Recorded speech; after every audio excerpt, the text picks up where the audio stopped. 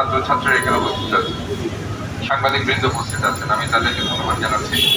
বিশেষ করে আমি গত এক সপ্তাহ যাবৎ আপনারা জানেন যে সমস্ত সার্ভিস ওরিয়েন্টেড অর্গানাইজেশনগুলোকে নিয়ে আমি মিটিং করেছি। বিশেষ করে সেখানে Chittagong medical college hospital, Chittagong general hospital, Chittagong বিভাগীয় স্বাস্থ্য বিভাগ, চট্টগ্রাম সিভিল সার্জন সহ সমস্ত মেডিকেল রিলেটেড সার্ভিস অর্গানাইজেশনগুলো সেখানে ছিল। এবং আমি এখন মাসিসা হসপিটাল ভিজিট করে এসেছি।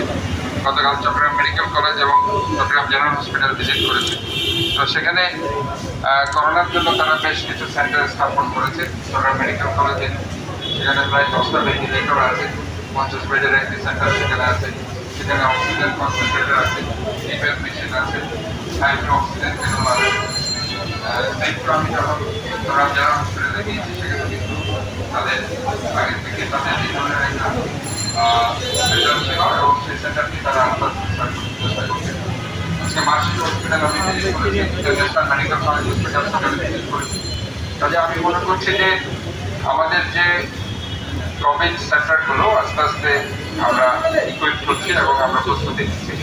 তবে যেটা সবচেয়ে বেশি দরকার সেটি হচ্ছে যেহেতু খুব দ্রুত আমার মনে হয় যে এই করোনাটা রোগীর সংখ্যা বৃদ্ধি পাচ্ছে, কোভিড ওমিক্রন এক্সপিডি এই ভেরিয়েন্টের রোগীগুলো, যেটা এটা ডেল্টা ভেরিয়েন্টের চাইতে খুব বেশি শক্তিশালী।